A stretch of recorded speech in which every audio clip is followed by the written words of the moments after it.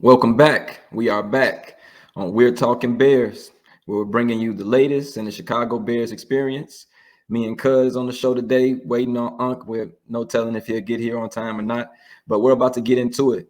Week 2, Bears visit the Houston Texans. We don't come away with the W. It was a back and forth game. Well, let me not say back and forth. It was a tight game. It was a really close game, is what I'll say. We didn't come out with the W, which is very disappointing. We did go through these predictions, and so far, some of us are 100% accurate on what we've predicted for the season. I had us winning this game, and we almost did, but we didn't come away with the W. Cuz, what's the word? What you got to say about it? How you feeling? Ooh, man, we knew this was gonna be a tough game going in. The Texans are one of the better teams in the AFC. The AFC is the better conference right now. So we knew that we weren't really ready for this, especially with a rookie quarterback. And it showed. It showed in the interior of the offensive line, where I've been saying this since the draft. Like, we didn't draft a center. I was concerned about it then, and now like I'm hitting the panic button because now there's no centers available. Who do we bring in? If the rest of this roster, if Caleb steps up and looks like he did for those first couple of drives for games at a time, and we're thinking, yeah, maybe we could do the playoffs with this kind of defense and this kind of, weapons at receiver and this kind of quarterback. Even if that's where we were at, we can't go shore up the offensive line at this point. Who is available? Nobody. So that's really concerning, and that's really showing against Ryan Poles. Like, I don't know how to put it no differently than this, but like, if everybody saw this problem coming and we didn't address this problem with Justin, now Caleb's getting destroyed, 7 sacks in his second game ever, which is horrendously close to the 9-sack game I was gonna say that Justin had in his first start ever. How do we keep doing this to the quarterbacks, man? Like, how many rookie quarterbacks are we going to put in this blender before we draft the offensive lineman with a first-round pick? And, okay, yeah, we drafted Darnell Wright. That's one. Detroit has 3 first-rounders on their offensive line, right? right. Any competent team has multiple people that are in Pro Bowl, All-Pro discussion on a yearly basis. We don't got one player like that. So we should be still drafting. We should be still taking shots at the O-line until everybody looks at the Bears O-line and goes, now that's a line that can control the line of scrimmage, that can open running lanes against a playoff defense, that can hold back top-tier pass rushers. Right now, we don't got none of that. And None of that. Quarterbacks don't struggle. Yeah, and you know what? I'm highly upset, man. I'm not gonna lie to you. I liked a lot of things that Poles did. He did change what our team looks like. I think even some of the attitudes on the team have changed. I think we've got a younger team. I think we have some really good pieces on our team. But he didn't address the issue from last year. And to me, my biggest thing is this, and it all comes back on Poles, which is why, even though you got to be able to, take the praise, you got to be able to take the criticism. What I don't like is that they scapegoated Justin last year. Now, I know he's not on our team anymore. I don't want to make it seem like I don't believe in Caleb, because I do. But the issue was never Justin Fields. So this expectation where a lot of the talking heads come out and they talk about, they're going to get Caleb and it's going to be this. It's like, you didn't realize that we didn't have protection. You really thought that we just, like, the quarterback was just not doing his job. Like, okay, like, nobody noticed that, but you get what I'm saying? Like, let's not say nobody noticed it. We heard it. We saw all it. knew it. We watched it ourselves. We said it here on We're Talking Bears. So everybody saw that the line was the issue. It upsets me that he didn't address it and they scapegoated Justin. And meanwhile, Justin is 2-0. But I have a theory. What position did Ryan Poles play when he attempted to make the Bears roster? He was a guard, I believe. Offensive line, right? I think he was a right guard. What it seems like to me is that because he wasn't good enough to make it, he doesn't know what that looks like. He picks guys that he would have picked if he was able to pick himself. Like, I really like this guy. He has the attitude that I used to have. Oh, man. That's tough.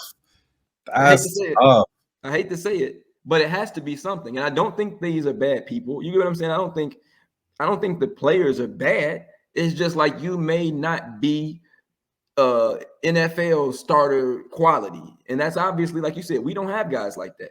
And I'm just thinking that's maybe what it is. Yeah, maybe you played this position, but because you didn't play it at a high level like that, like you want these guys to do, maybe you don't know or can't recognize those fundamental differences. Or maybe you're just taking a chance on guys that you like because you wish someone had taken a chance on you. Now, I'm not saying that to poke fun at holes, because like I said, there's some things that he's done that I'm extremely happy about. But that's not one of them. Mm-hmm. Yeah, no, I'm with you. I think there probably is some kind of psychological element to it where he's like, oh yeah, well, this is what I didn't have, but the rest of what I was doing was right. Yeah. You know what I'm saying? And he looks for guys that maybe had that little bit of power that they have. If somebody would have just given me a chance, type thing. Yeah, you know, or if I could have developed this, you know, like maybe it was something like that. Maybe there's some kind of you know, like he gets attached to guys because he sees himself in their attitude or work ethic. I don't know what it would be. I think Darnell Wright was a good pick, but obviously he's struggling. He's got his issues. Tevin Jenkins, man, Tev has had a horrible start to the season. 2 absolutely atrocious games, and then we roll right into man, what was it? Now this week against the Colts, he's on injured. He's on the injured list, so he's out. And man, I don't really know what's up, bro. Yeah, I don't really know what we're expecting out of Tev now. Like we had him in a good spot when we moved him to that right guard position. He was playing lights out in 2022 at right guard. At left guard in 2023, he was okay. Nate Davis was either a no-show or just a bum for most of the time he was on the field last year. He was injured. Obviously he had the thing with, you know, with his family member passing away. We ain't judging on that. I'm just talking about the games that he was available for, you know what I'm saying? And the stuff he didn't dress for. So he takes a lot of time off practice. He did a lot of time off in training camp this year, and then he looks like he's not ready to play. So, you know, like we moved Tev out of the way for that, and then we're paying him buku bucks for basically zero production. Instead of drafting a guy like Tylese Fuaga, who's like suplexing dudes for the Saints this year.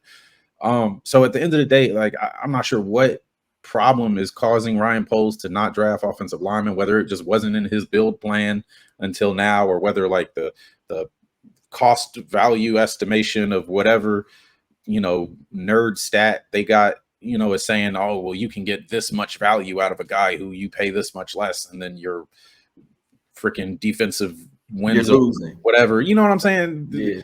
Then you get all these like deep analytic stats and stuff, and they say that you're going to be good, but then you go out there against somebody who can just move men, and you don't got nobody who can move men back. Yeah, and that's really the reality of football. Is like, can you exert your will on the guys that don't want you to? And if you don't got an offensive lineman that can do that, if you don't coach those offensive linemen the right way, or if you don't draft the right guys, it doesn't matter what kind of quarterback you have. Man. And you know what? I want to say this too. When you Justin Fields has set a record for rushing yards, and had he not fell short of playing in the last game or so, I believe that he potentially could have broken the record. You get what I'm saying? However, the point I'm trying to make is when you have someone who does exceptionally with subpar protection, that's someone to me that has a lot of value. Now, again, like I said, Caleb's our guy. I have confidence in Caleb. But my issue is, why are you as Poles scapegoating if nothing else, he was the most exciting. You get what I'm saying for our team. He brought us a lot as far as the fans and all of that. Why are you scapegoating him? And what is the actual end goal? Because you don't win like this. And you get what I'm saying? I know he made some changes. Like you said, we didn't draft anybody. We don't have any first rounders, but you brought in some pieces. But I need him to explain himself. Like, what did you expect to happen? Because you didn't address the problem. You just tried to make us think that, oh, these couple small tweaks and getting rid of Justin is going to save us. And we all knew better. Well, most of us knew better. And that makes me really question his self-scouting, honestly. Well, let me jump in on that. All right, so 2 things. One, Part of this problem may just simply be a scheme issue. I'm not making excuses for some really bad play where people get blown up, but from a blocking standpoint, from an attacking standpoint, from an offensive line standpoint, if you don't sit and punch the guy in the face, if you start your game backing up and you're backing up and you in pass sets all the time, you kind of lose that. You got to let the dogs run. Okay. Also, everybody's sitting there talking about every expert who's worth their sentence is talking about what are you doing as far as strength training. Bottom line, when you look at the strength training, Tom Thayer, I believe it was him who said, I don't want to interview an offensive lineman. I want to sit in and watch him work out. And I said, I could tell you now, if his workout, if he's not, if he doesn't know where the 50-pound dumbbells are, I don't need them. That's literally what Thayer said. You don't know what happened this. They could be, it could be a goofy scheme. It could be something ridiculous because timeout, our boys could run block, right? And Tev could run block. Braxton could run block.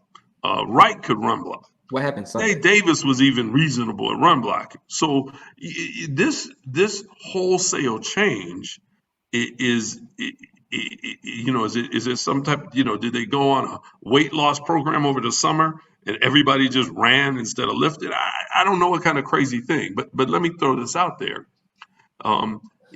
It could be that Ryan can't see the forest for the trees. That was his thing.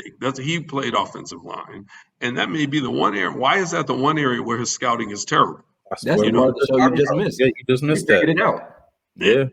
I mean, all right. Well, I missed that. It doesn't make sense. But when you sit back and you're looking at it, or are you overconfident that you could take anybody and turn them into somebody? There you go.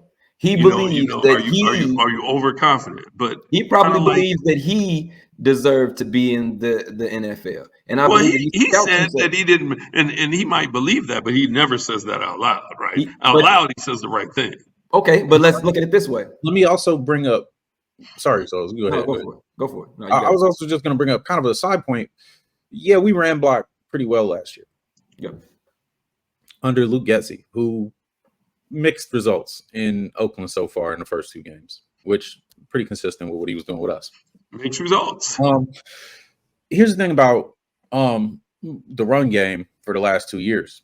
2 years ago, we had David Montgomery, who would go punch you in the mouth and soften you up and really hit you.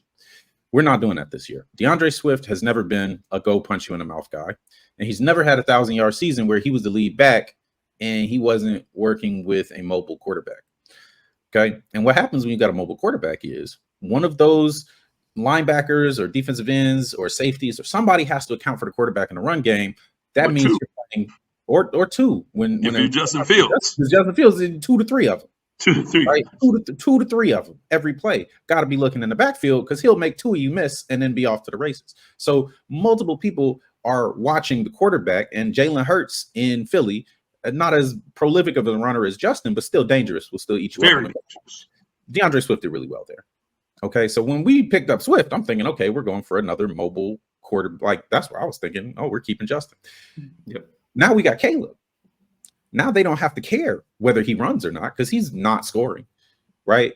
They don't. Yeah, I mean, he's mobile, but he ain't got destroyed the last. I mean, on the last run he did where he got hit out of bounds, man, like he got cracked. So they're not afraid of him.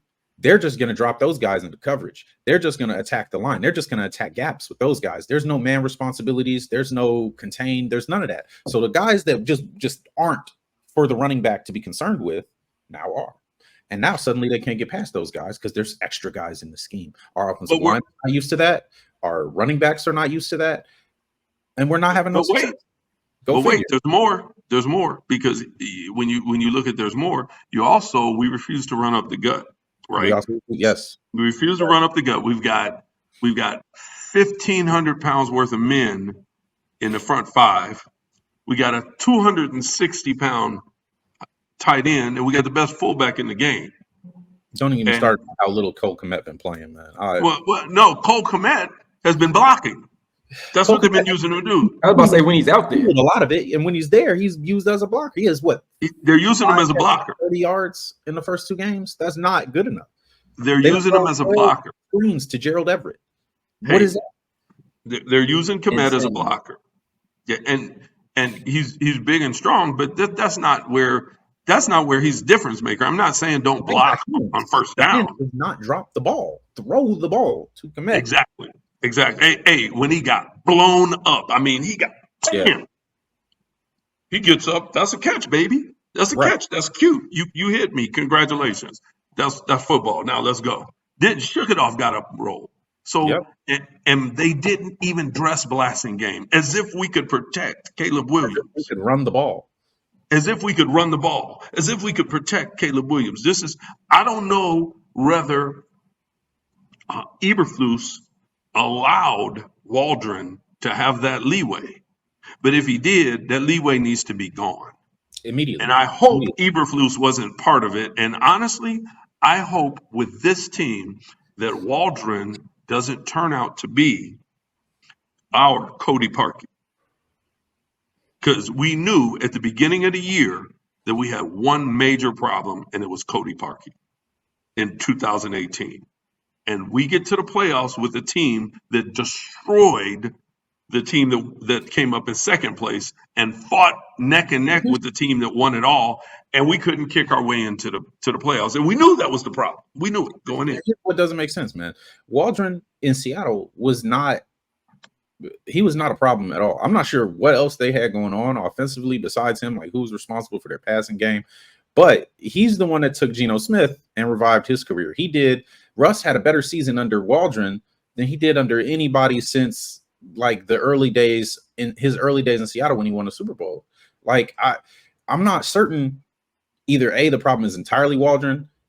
It might be. There might be some like just inefficiencies in what he does that just doesn't match our personnel and he's not adapting well at the moment, or maybe he's just learning what our personnel do well. But either way, like I'm not just sold that this is just a Waldron problem, right? Because no, we got a bad offensive line, but maybe his schemes require a good offensive line. No, because the offensive line wasn't great. So I didn't say great. I said bad. No, their offensive line was like terrible, man. Like they had like multiple centers, rookies, like two rookie tackles the same year. 2 rookie tackles. Yeah, but in the middle, our center's getting thrown. Did you see the play? Replaced. Yeah, but and maybe that has to happen. I don't know what's happening. This is terrible. No, he's dealt with bad offensive linemen. I that's what I'm saying. I don't want to just put this on Waldron. I don't know that it's him yet. I haven't seen enough of him in a Bears uniform, and I haven't watched enough Seattle games to be perfectly honest to sit here and say that this is just a him issue, right? There's multiple layers to this, right? First of all, it's not Waldron that has our rookie quarterback throwing 37 times. That's not just a Waldron issue. That's a Coach Flus issue. Coach Flus should be able to look at the game plan, look at how things are going, and say, hey, run the damn ball up the middle. You're throwing it too much. The rookie quarterback is not ready for 35 passes. He's not ready for that. It's week 2. We should have had a game plan that was, hey, this is how we're going to get the ball down the field. If we got to use Roschon, Velas, Swift, and Herbert to get the ball down the field. If we got to address passing game, we got to address running backs. And if you running backs line up with freaking tight ends up the yin yang and run them over. If that's what our freaking like game plan should be. If we care about winning, if we care about being competitive in this, but they're dressing and they're playing and they're setting up game plans and they're putting things out there like, oh, this is the Caleb Williams showcase. That's how they're projecting the entire Bears franchise now, and that's not what it is. That's not even if it's that can be record breaking in the right circumstances. Even if it's gonna be that, it's not that today. And are you gonna break this guy? You've broken quarterbacks before. First of all, let me deal with the Fields issue. I am a Fields fan. I get teased on about being too much of a Fields fan. I'm still rooting for him. I'm so happy he's 2-0 at Pittsburgh with no turnovers. But that was one of the things he learned how to do under Flus is not turn the rock over. Right. That's beautiful. But honestly, I'll take a bet Hear what I'm saying. I'll take a bet any day of the week that he's not throwing for 300. He's not. That's just not. Well, That's the not last him. game they dropped a lot of passes. I don't know if he Okay. would have got to 300, but he had a nice But it game. doesn't matter. It doesn't matter. He throws for 300 once or twice a season. Doesn't matter. When DJ had 200, did he throw for 300? He might have been like 289 or something. I don't know, but it was just close. But he's not that guy. If you project that your formula for long-term success is going to be 300 something yards of passing, and you spend 40 million, 45 million on 2 wide receivers, and hire and draft a guy that's probably going to be a $15 million wide receiver come his next contract minimum, then you're sitting back betting on the pass game. And no offense, love Justin, but I wouldn't, if I'm going to keep Justin, I'm going to bet on the run game and maybe because he's not going to get the ball around. Like right now in Pittsburgh, Pickens and Freiermuth, they're going to be happy because they're going to be DJ Moore and Cole Kmet. Everybody else, man, they're going to want out because the ball's not coming out that much. And those 2 guys are probably going to have career years. Everybody else is going to be the Darnell Mooney. Well, that's just the way it is. I'm not mad at you, but Pittsburgh knows how to win with that. Right. They've proven they're leading their division. They know how to win with that. Can they win all year with that? I don't know. But they know how to win. They can win. They know how to win. Period. What in the world? Yeah. Anyway, look, they know how to win. Period. I don't think it has anything to do with just, okay, we got to have this certain formula. Because Justin can feed more mouths than that. That's not the issue. When it was late in the year, when he came back after being hurt his rookie year with Nagy, he was throwing 270 yards a game. I don't think that's the problem. I think it's entirely down to coaching. I think it's entirely down to Eberflus's philosophy of how I'm not mad Caleb threw interceptions. Put it this way. No. I don't care. He's throwing interceptions. Throws 30 interceptions this year. I don't. As long as he don't throw the same interception. Oh, no, I don't. Because long term, I would rather he just throw that, test himself, learn exactly what he can and can't fit, and then not throw the same interception multiple times as his career goes on. That's what I care about. If you can manage to throw a different interception 30 times, go ahead, kid, learn. I don't care. What I really care about is whether Flus gets him in that same mindset that Justin had gotten later in his career with us. That was like, should I throw that? That might be a turnover, so I'm not even going to try. That's what I don't want to see from Caleb. That's what I don't want to see. And it's too early to put the game and the responsibility of winning the game on his back. You have to just let him throw 20 to 23 passes, 25 passes on a really big volume day. And let that be what it is. And if you lose because you had to run the clock out after he had his 25 shots, do not have this kid screw up his development because you wanted to push it to 30 and see if he could throw a touchdown at the end in garbage time. That's not helpful. That's not helpful. That wasn't garbage time. I'm not saying this week it was garbage time. I'm just saying in the future, going into this Colts game, if we're losing, if we're down, don't have this kid sitting out here trying to make miracles, because that's how they taught Justin to try to play hero ball. And then we had to spend all these years trying to correct it. Okay. You got him playing with a subpar offensive line. Do not rely on them to keep him upright. Do not rely. But that's not how they killed Justin. They killed Justin by putting him out there against the Browns, letting him get sacked 9 times. That was one game. No, but that was his first start. It was his first start. It was one game, though. It was that. You know what? Guess what? What they really did was he still got PTSD. What he has PTSD from, if anything, is that his second year he walked out there and he stepped on the field and his top receivers are either out of the league or in practice squads, and his top linemen are either out of the league or in practice squads. Well, that's what really did him in. Well, I'm not gonna complete. I mean, part of it is putting him out there to die. You know, you get a guy, and Justin had a solution. Can't make a practice squad. Justin had a solution. Justin's solution was take off and run, because very few people can catch me, and I'm slippery and hard to tackle. And Caleb actually is kind of slippery and hard to tackle. He's just not as fast as Justin. Or as big. So I don't want him to take those hits, because Justin can survive those hits at 230 and built like a tank. Caleb won't injure anybody running the ball. Yeah, man, he's gonna break a nail. It's gonna be over. Hey, All right. All right. Did y'all talk about the defense? And then he gonna be on the sideline. All right. So We know the offense sucks. Did y'all talk about the defense? we ain't talked about the defense yet, man. Man, come on.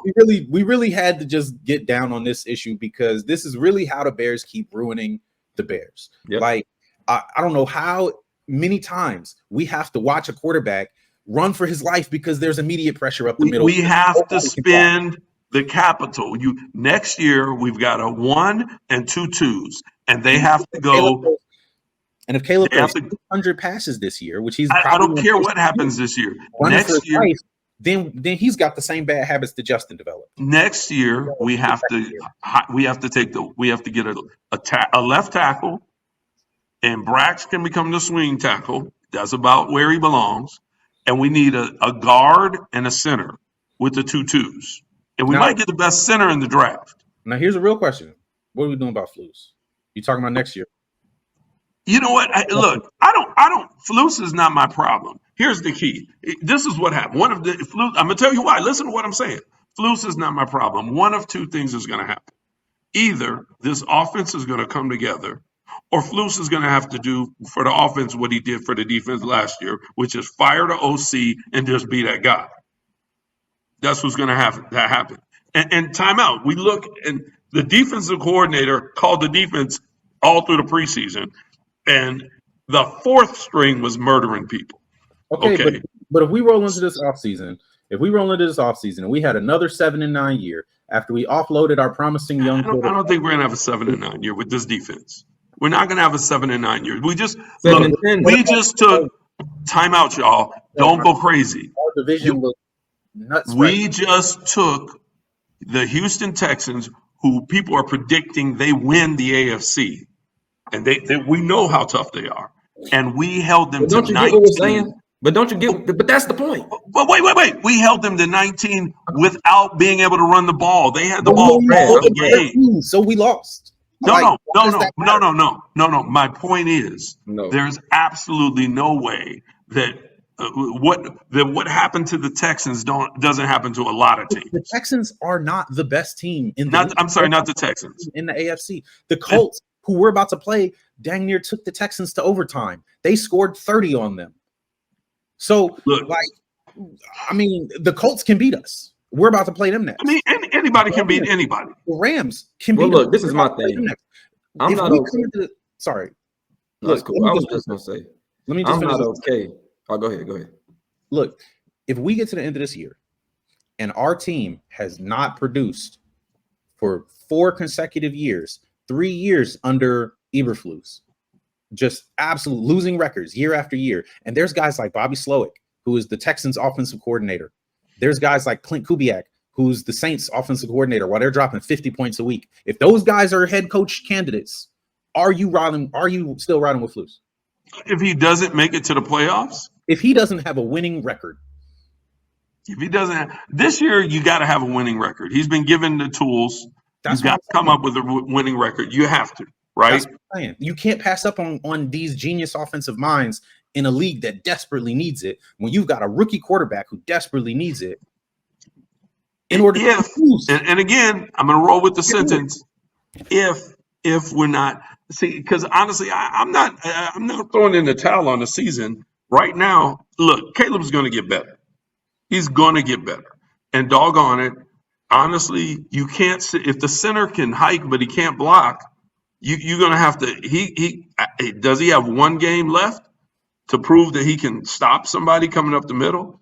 It can't happen. You can't replace him with. You can't have direct penetration right through the center. He's got to be. He ain't. We're not talking Olin Cruz. We don't need an Olin Cruz. Sam Mustipher was significantly better. Sam he's on the Chargers practice squad right now, so we can sign him. You want Sam? Yeah. Mustipher was significantly better. As much as people hated Mustipher, you didn't just roll him right up the middle. We can go get him. Hey, we got to stop doing this, guys. We have to. I am not okay with this. We have got to stop.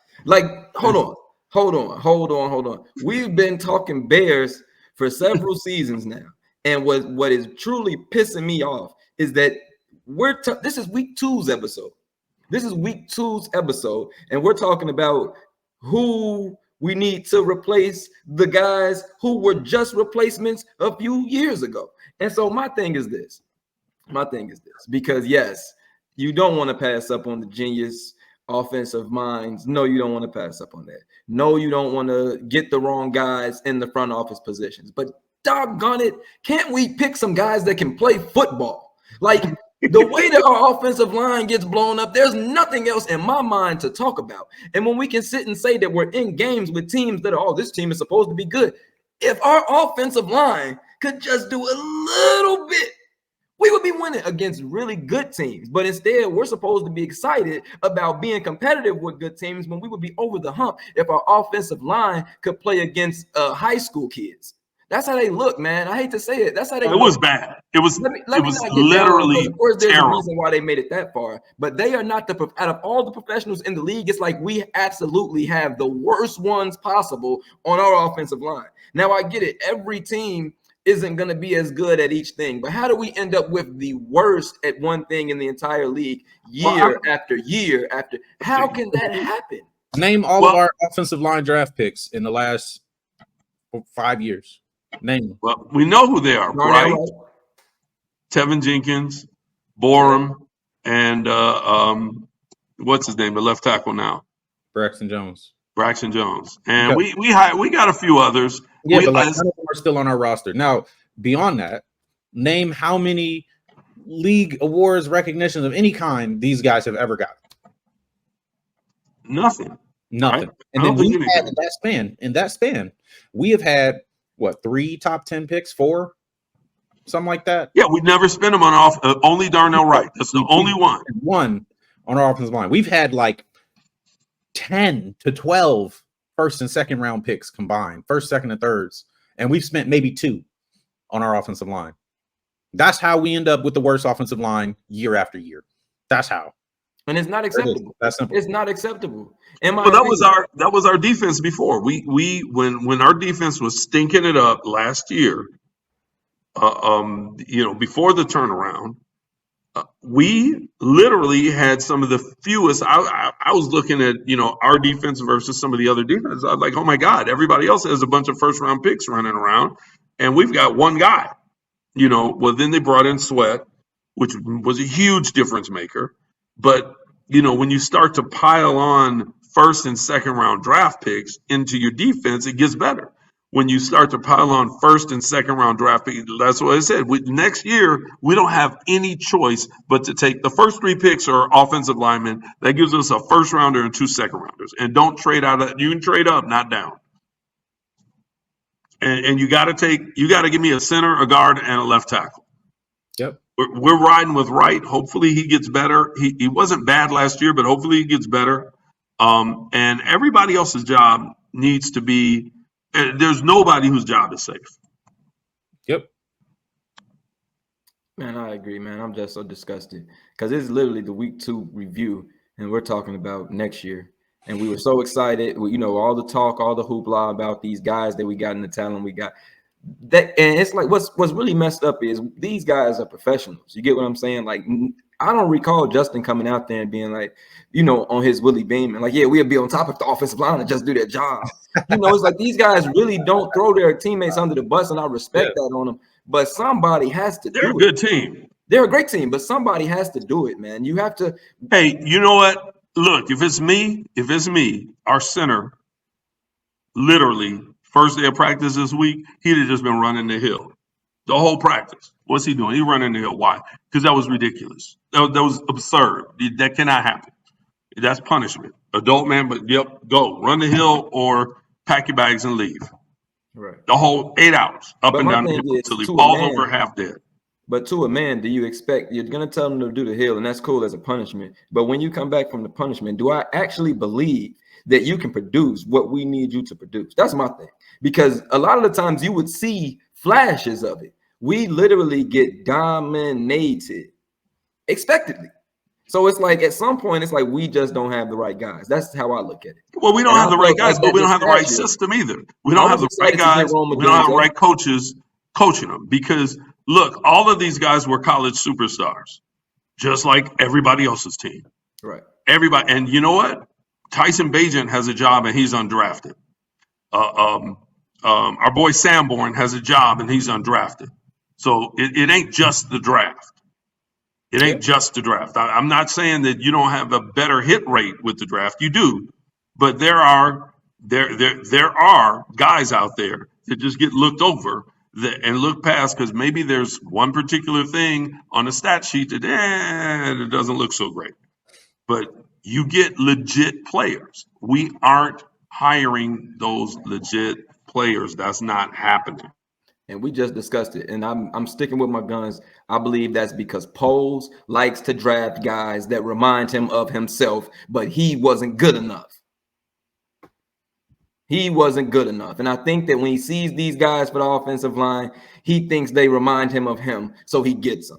I think that's what it is. Poles needs to have nothing to do with the offensive line. Get out the room, give the picks to somebody else, let them make the selections for our team, somebody who actually knows how to be a NFL offensive lineman.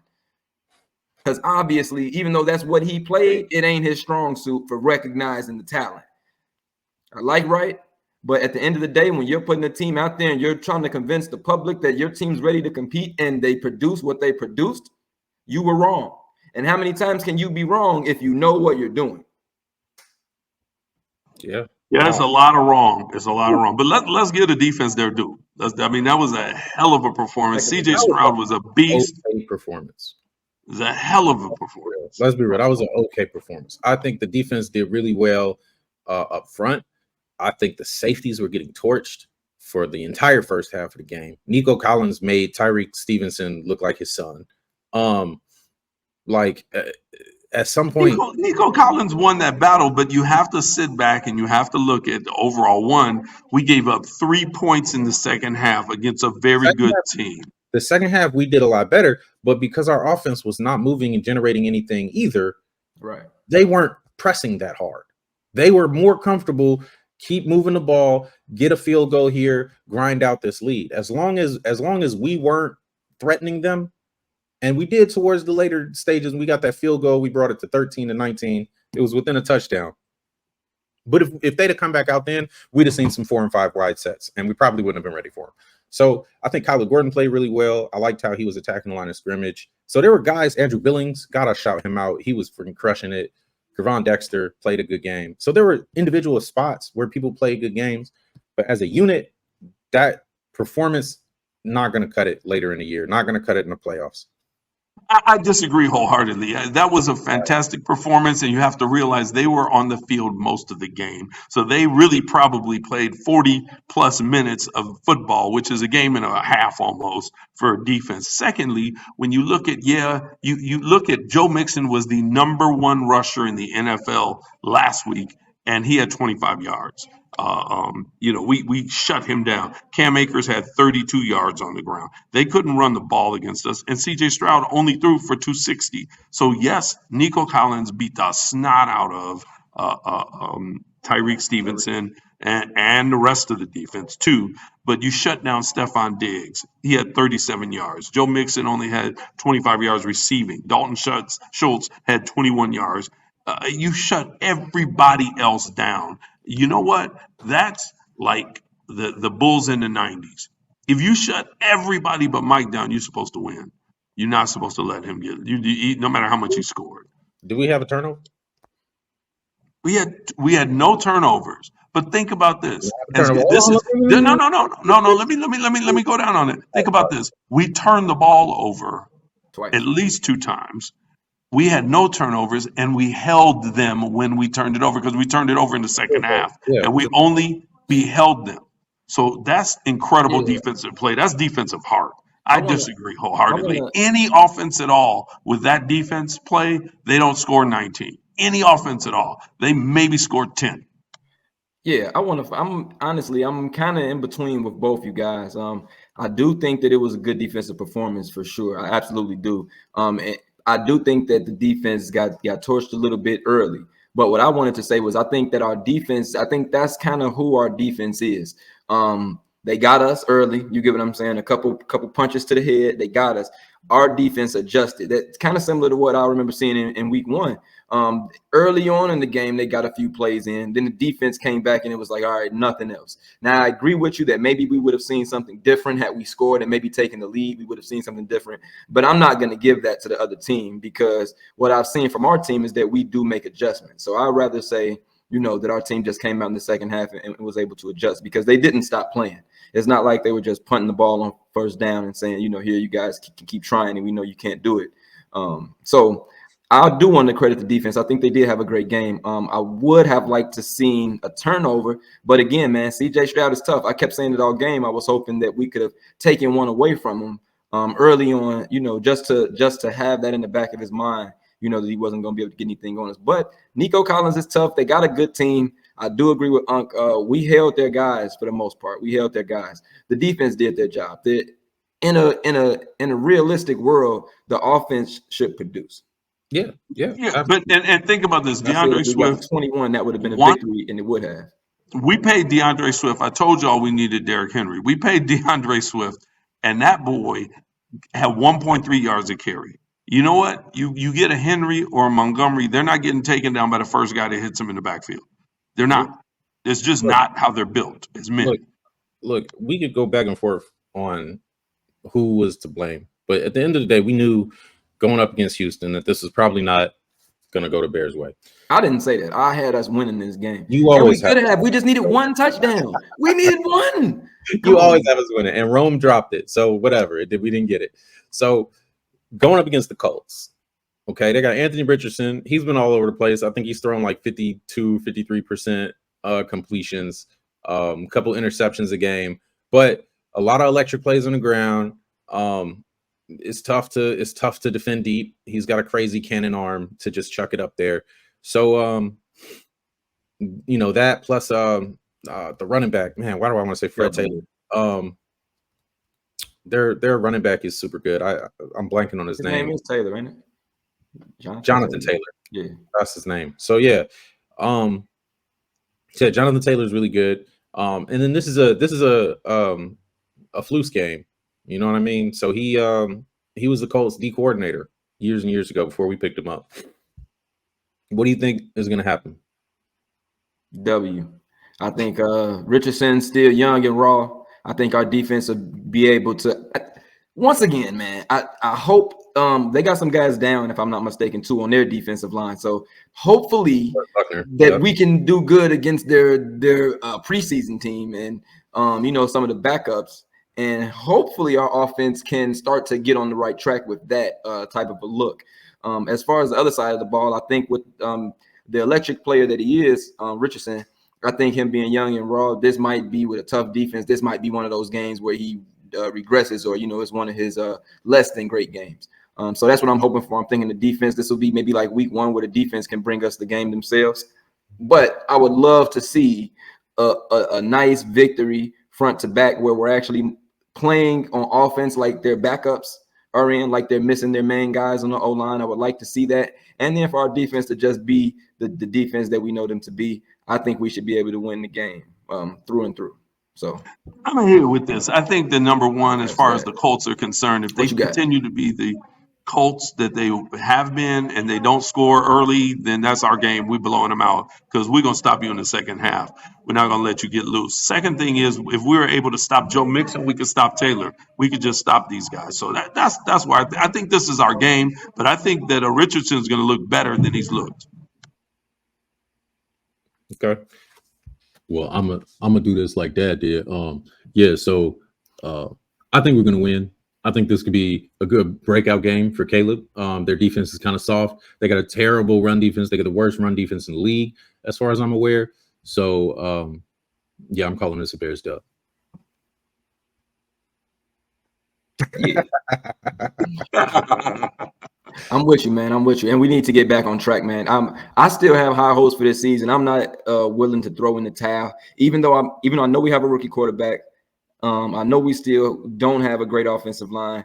I want them to be able to give us some kind of optimism, even if it ends up being next year it's our time type of thing. I want this season to be a step in the right direction. we need to do better than we did last season. I don't want to see regression from what last year was. And that's it for me. You get what I'm saying? I don't want to have to be in week 2, week 3 talking about next season. Let's at least go out there and be able to compete, because, I mean, we see upsets all the time in the NFL. You get what I'm saying? Let's not be that team that we know isn't going to win, like what the White Sox have been doing this season. We don't want the Bears to be that. Let us be one of them teams that's like, oh, I didn't expect them to beat the Chiefs, like the Lions last year, week 1. Let us be that team sometimes. You get what I'm saying? Like, oh, they don't have a great offensive line, but they came out and shocked some guys. Let that be us for once. Like, I'm not willing and ready to say, like, you know, our offensive line is just trash, so we got to wait it out. No, you guys get paid. Do something. Agree, but you also can't sit your best blocker. You got the best fullback in the